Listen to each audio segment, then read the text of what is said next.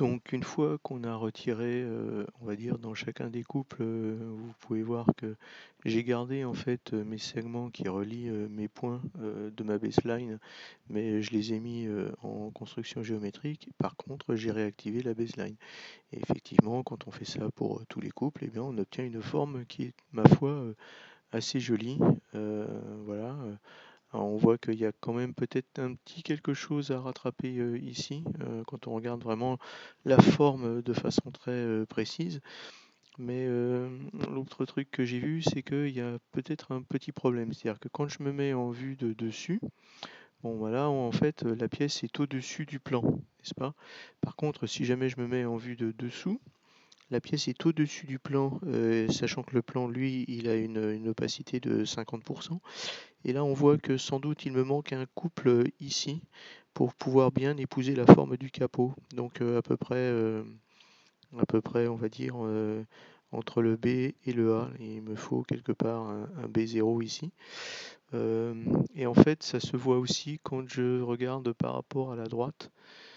Donc là, en fait, on voit que là aussi, hein, on épouse assez bien, on va dire, le profil global de l'avion. Donc ça, j'en suis assez content. Mais en fait, on voit que là, il nous manque quelque chose. Donc je vais rajouter un profil à peu près à ce niveau-là pour pouvoir bien caler la chose, quoi. Voilà, je reviens vers vous dès que je peux par rapport à ça. Donc en rajoutant ce couple B0 là, on voit que là, effectivement, si jamais je me mets en vue de dessous, j'ai par rapport à ce couple-là récupéré la forme du capot à ce niveau-là. Et si jamais je regarde en vue de droite, on voit que j'ai récupéré aussi la courbure du capot à peu près par là. Donc je pense qu'on peut dire que en fait ça correspond à la forme finale voilà, euh,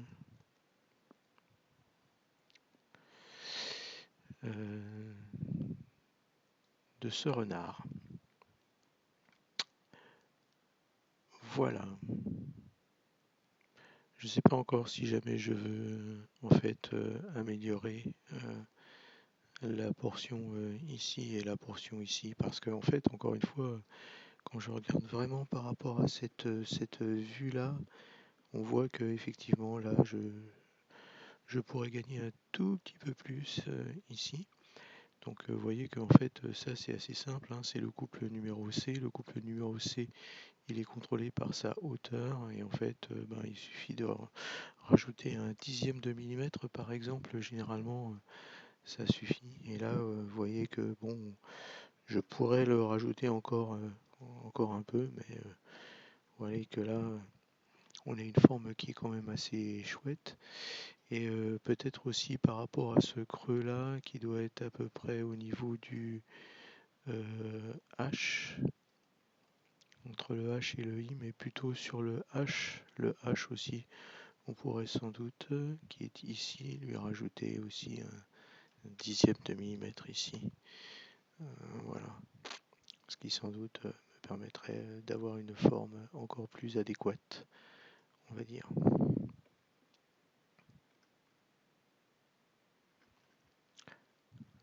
Voilà, que vous voyez donc ici. Bien, et bien donc ça veut dire qu'on a la forme générale de ce fuselage. C'est toujours une première opération assez intéressante et importante. On n'oublie pas de sauver de façon assez régulière. Et voilà, la suite au prochain. Donc j'ai continué la modélisation du fuselage par la partie arrière.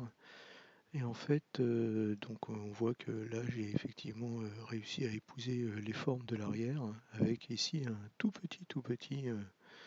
C'est-à-dire que si jamais j'essaie de l'éditer, vous allez voir, c'est un tout petit profil qui est exactement comme les autres, mais qui est moins de 1 mm, on va dire.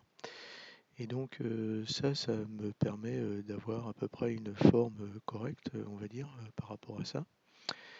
Donc j'ai rajouté 1, 2, 3 profils à la fin pour faire la queue. Maintenant se pose la question de comment est-ce qu'on va représenter le gouvernail. verticale. Et donc, en fait, on a plusieurs possibilités. C'est pour ça que j'ai commencé à faire cette portion-là, puisque en fait, là, il va falloir que j'utilise un profil et que je fasse comme une aile verticale par rapport à ça. Et il y aura une jonction qui devrait être la meilleure possible entre cette pièce-là et le demi-fuselage. Donc c'est pour ça que je ne suis pas allé trop loin dans le raffinement, on va dire, des côtes. Là, vous voyez qu'il y a des petits renflements, parce que en fait, ben, il va falloir que je travaille beaucoup en fait sur cette forme-là pour qu'elle soit à peu près correcte. Si jamais je me place en vue de dessus, d'ailleurs, vous verrez que en fait, pour l'instant, il est un petit peu trop évasé, en particulier par rapport à ce point-là. Donc je vais essayer de travailler là-dessus, de faire effectivement le profil du gouvernail et de voir comment les deux formes vont pouvoir se marier l'une avec l'autre. Quand j'ai commencé ça, donc voilà, on a cet external fuselage. En fait, vous savez que pour faire des ailes maintenant dans FreeCAD, il y a une extension qui s'appelle le Curved Shape, qui sont vraiment très très bien et donc qui facilite beaucoup la chose. Donc en fait, ce que je vais montrer, c'est comment est-ce qu'on arrive à ça. On arrive à ça, par exemple, pour la vertical plane en faisant trois profils. Il y a le profil ici qui correspond évidemment à la vue de dessus ou de dessous, dans lequel en fait on essaye de, de matcher, de mapper, on va dire, le profil vertical, sachant que la position dans le plan horizontal correspond à, pour moi, la base. C'est-à-dire que ce que je veux, c'est partir de ce point-là, et en fait, je vais construire tout un solide au-dessus de cette partie-là qui viendra plonger à l'intérieur du fuselage. Donc une fois qu'on a ce profil, il faut évidemment faire la shape. Donc voilà, hein, c'est avec des coups de B-spline et de droite éventuellement pour se faire, ça c'est assez facile. Et puis ensuite il y a l'épaisseur. Et donc l'épaisseur ici dans mon cas c'est quelque chose comme ça, quoi, que j'ai fait par rapport au profil I, comme vous pouvez le voir, un petit peu plus épais euh, que, que le profil I, parce que le profil I n'est pas forcément exactement, si jamais on regarde où est-ce qu'il est dans la vue, le profil I, il est pas loin d'être là où il y a la plus d'épaisseur, mais c'est pas forcément là où il y a le plus d'épaisseur. Donc normalement il y a une certaine cohérence à obtenir. C'est pour ça que vous voyez que ici ma shape elle part exactement des points du profil. Et normalement aussi pour là ça devrait être la même chose, c'est-à-dire que quelque part on devrait avoir ici une adéquation entre la largeur ici et ce profil là. Que je n'ai pas tout à fait et d'ailleurs bah, c'est pas très bien. Alors c'est assez facile à changer. Tout ça est paramétrique. Ça veut dire que si jamais je regarde mon profil là, voilà, je vois que ici euh, ma width elle va jusque là. Je peux absolument augmenter ici pour avoir quelque chose de cohérent. Alors pourquoi ça? C'est parce que en fait, mine de rien, je suis dans un endroit qui est à l'intérieur du fuselage. Je suis plus bas que ce que verra la queue une fois sortie, quoi. Et donc là, en fait, j'essaye par contre de me mettre en adéquation par rapport à ce point-là, ce qui n'est pas le cas encore. Donc je vais reprendre mon profil ici et je suis beaucoup trop loin. Voilà.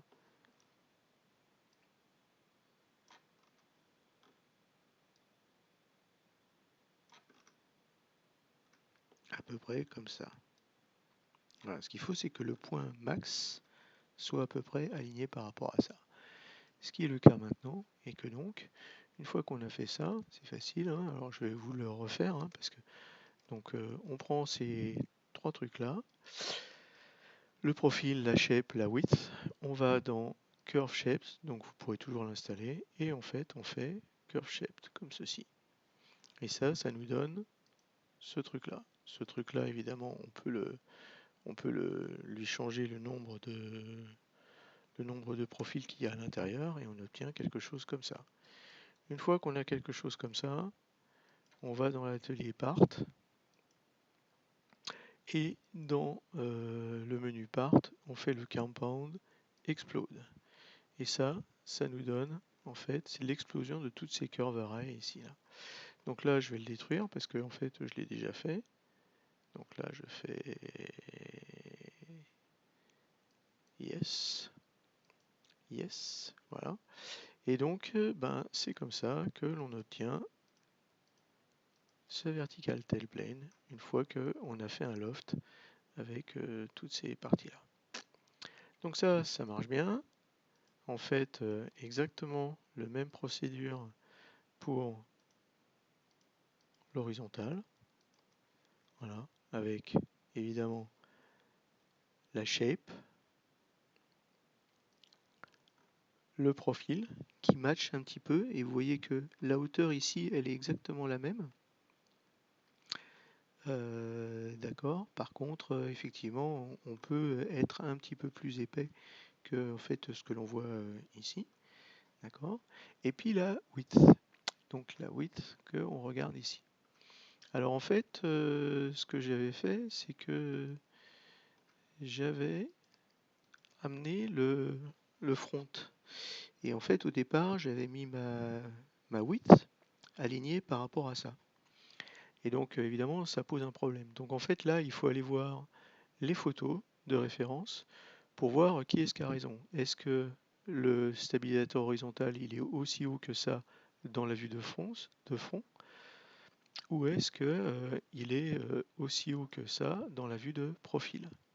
En fait, il se trouve que c'est la vue de profil qui est vraie. Alors, ce qui se passe avec les vues de front, c'est que on a toujours un problème, c'est-à-dire qu'il faut que l'axe, quand on regarde un petit peu de profil, si jamais, vous voyez que si jamais là on a un axe de référence, d'accord, si jamais cet axe de référence n'est pas très bien positionné et que en fait il y a un petit angle par rapport à là, eh ben, on verra tout de suite que la queue elle sera un petit peu plus haute et que la fin du capot sera un petit peu plus haute.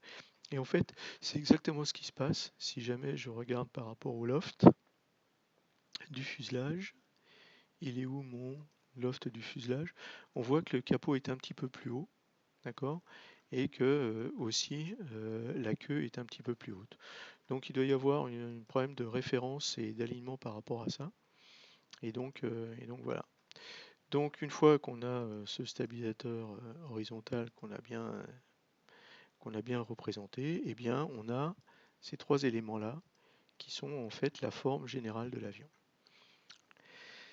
Donc là, sans parler on va dire des jointures et des filets qu'il y a entre ces choses-là, là on a quelque chose d'à peu près cohérent par rapport au plan. Et donc maintenant, il s'agit de raffiner un petit peu les formes pour faire en sorte qu'il y ait une épouse, que les formes soient épousées de façon très bien. Et donc, ben voilà, je vais continuer un petit peu là-dessus. Là, c'est du réglage fin, il n'y a pas vraiment de truc par rapport à ça. Ce que j'utilise quand même, c'est effectivement les profils. Ben, par exemple, vous savez que quand on édite par exemple le profil numéro I, d'accord, voilà, si jamais on choisit ici, c'est on fait une coupe à ce niveau-là.